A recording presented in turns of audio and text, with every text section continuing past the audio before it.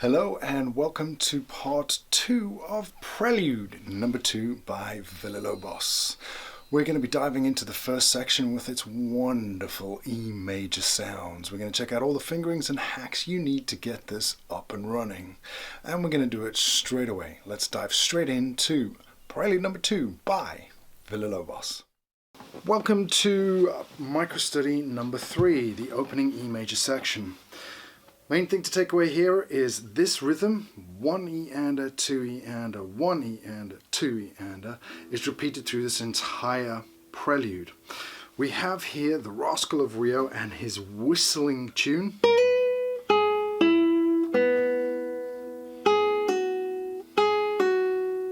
Which is got to be separate from the accompaniment.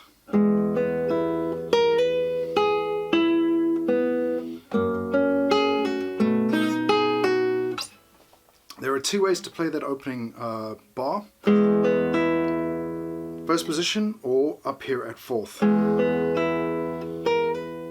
choice is yours as to whether or not you find it easier. And then it allows the G sharp to carry on. Again, that is your choice. The second bar, we have an F sharp major with a pull off 4 to 1 and then a B7. Third finger on the D sharp. Fourth finger pull off again, and then we're back to the opening material. An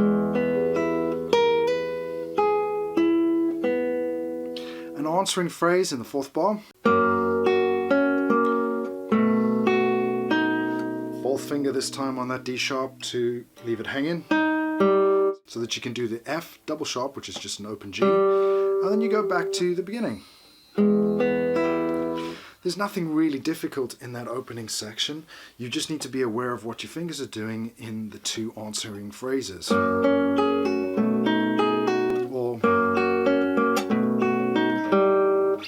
So altogether that sounds a little bit like...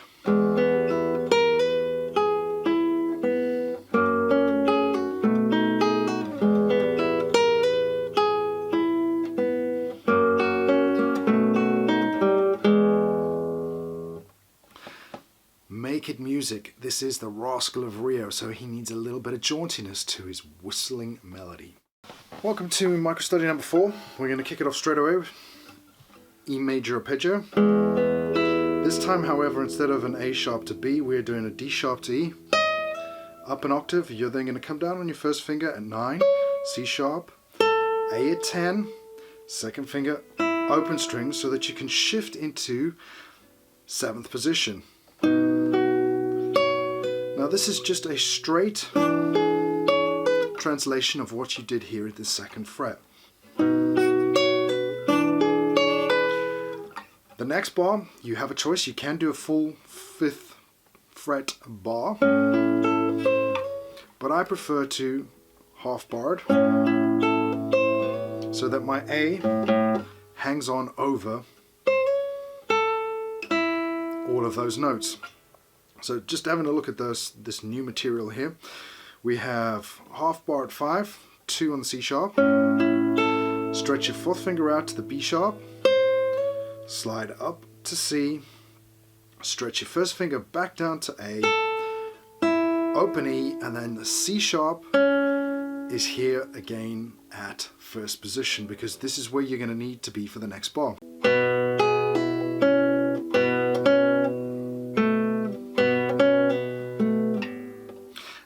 I am pretty much using my 3rd finger that entire time for those pull-offs.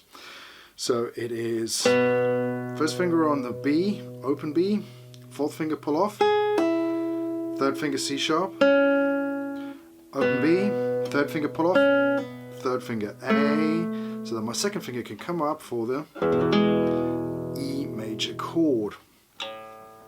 Again, there's nothing too challenging here. You will need to pull back on your bars, just make sure of it. And you have the choice of a full bar or half bar at 5. Altogether, that sounds a little bit like...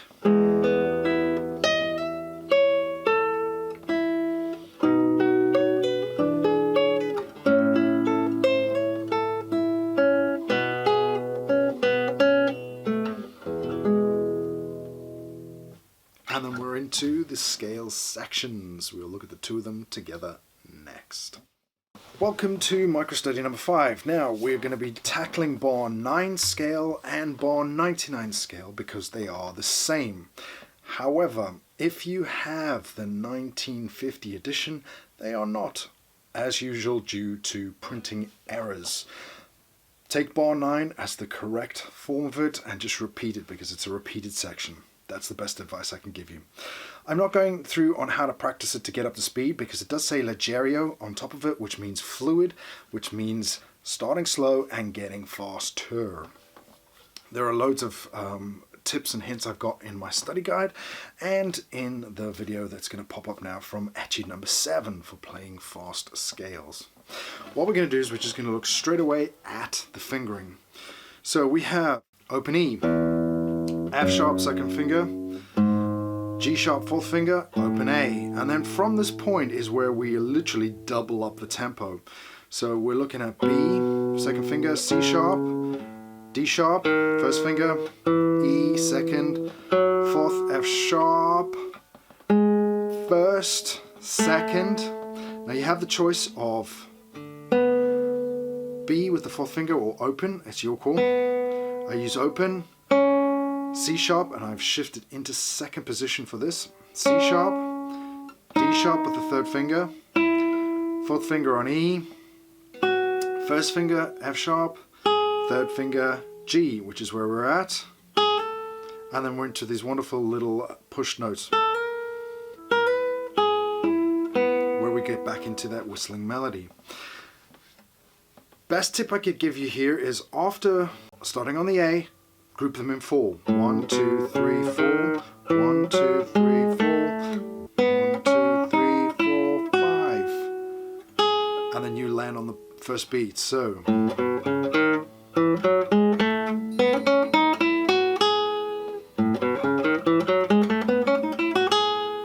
that 5 makes it seem like you're getting faster at the end, which is the whole point of this scale. After the scale, obviously it's slide up, first finger, second finger, all, pull off, open, and then we're back into the repeat of the opening material.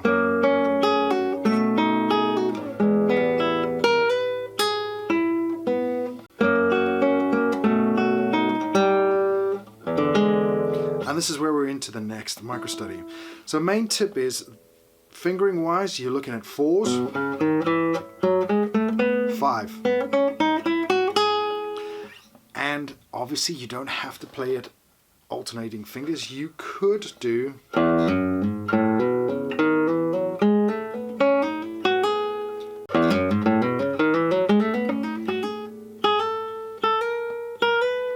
but that is a completely different sound.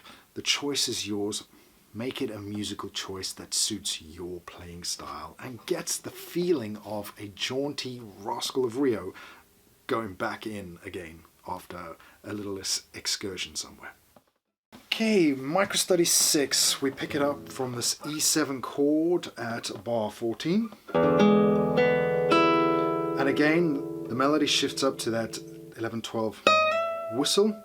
Now, what happens after this? We come down with the fourth finger, quick triplets, D natural, B, first finger, G sharp, open string, D natural, pull off to B, and then we're going to go straight into a bar at the second fret. To get it all together, I suggest you practice it in chunks.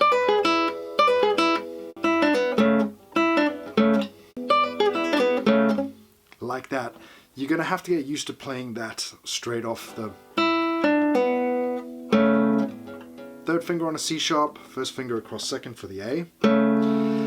Okay, here we have an arpeggio and a nod to the opening second bar. Pull off.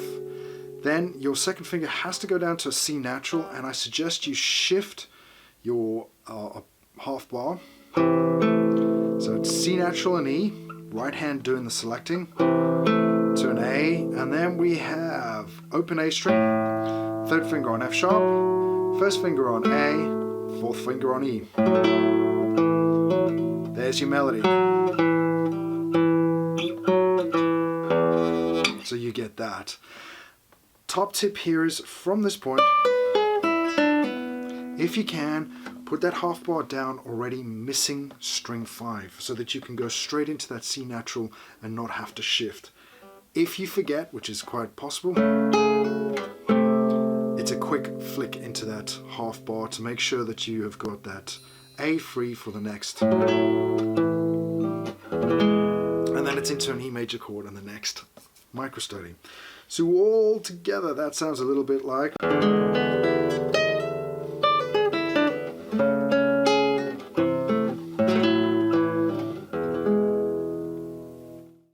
Okay, welcome to microstudy number 7. We're picking it up off that E major chord.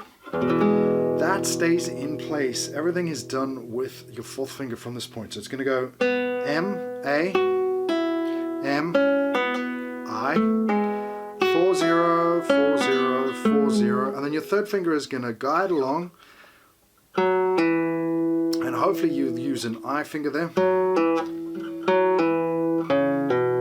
or you can use P, it's your call. 3, 1, 3, 1, and then we're going to go into an arpeggio. So I'm using a stretch arpeggio here from Etude number 2, and just as a side note, if you have practiced Etude number 2, you're going to find this entire section really easy because it's almost based on one of the bars from Etude number 2.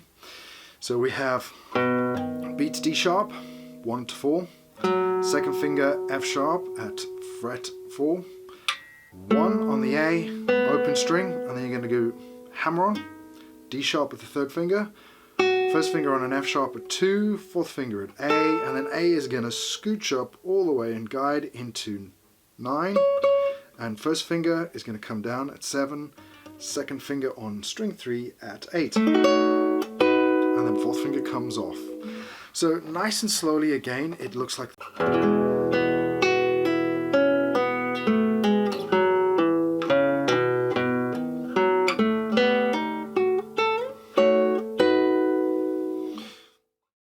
At this point, which is microstudy number 9, have a look at your bar chords. It's a half bar, and then you're going to have to shoot up for a 5-string bar for the next chord. So you have fret 11, fret 12, fingers 2 and 4 respectively, and then a bar across 9, and you're playing across all 6 strings. So it's P, P, P, I, M, A. Pull back, and then stay in position. Open strings, and then back down to 1st position. 2, 0, 2, 1, 3, 1, 3, and then it's a repeat of that B7. 1, 2, 6, 2 on the 4th, 1 on the A, open B, hammer on D sharp, F sharp A, guide up to 9, and then again, repeat of this chord. At this point, a Villa-Lobos then goes into a lovely little chromatic idea. Diatonic at 12, 4th finger, 2, 1, 3. So you stay at fret 9 for this. And if you've played any Carcassio Giuliani, you'll recognize this. It's pretty much a standard little E, A major shape that comes up. So all together from bar 16, it looks a little bit like that.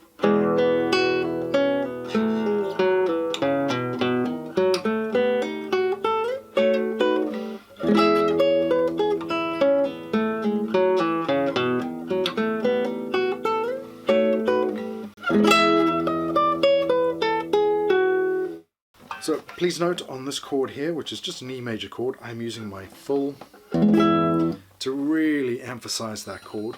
Obviously you don't need to. You can do a PP IMA strum, but I prefer that sound.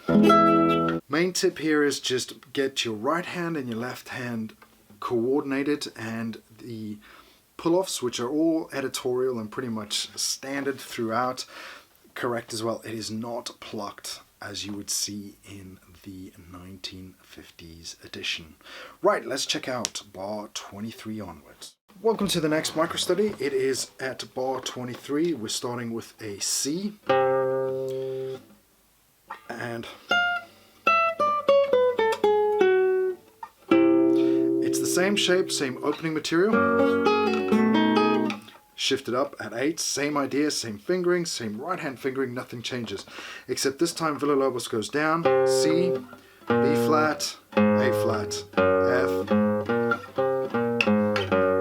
Augmented scale, very much a feature of Villa-Lobos' language. So, pull, back on those chords, shift.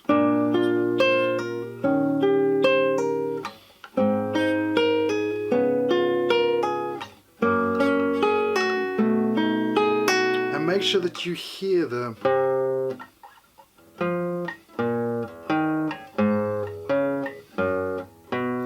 and of course in the middle of the voices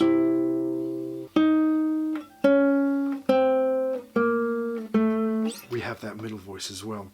Nothing really to it. We get back down to F sharp, and then guess what? It's a massive repeat of a bar 16 to 22. Except this time it's not a full chord, so just one finger stays down. 3, 3, 2, 3, 1, 3, 1.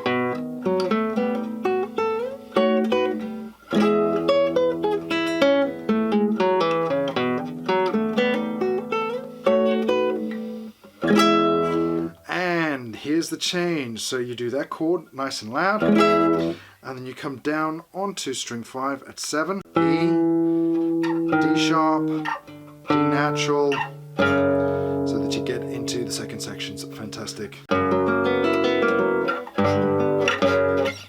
Hi, quick interruption here to let you know that if you hit the like button and even subscribe to the channel, you are going to get loads of new content just like this straight away. Let's dive straight back into Villa-Lobos. And again, you need to focus the energy, so not the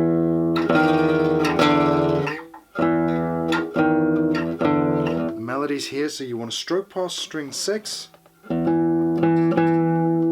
stroke into string 5. Third finger down, so that you can get into this first chord. The ending obviously does the same sort of thing where we finish up on a high. And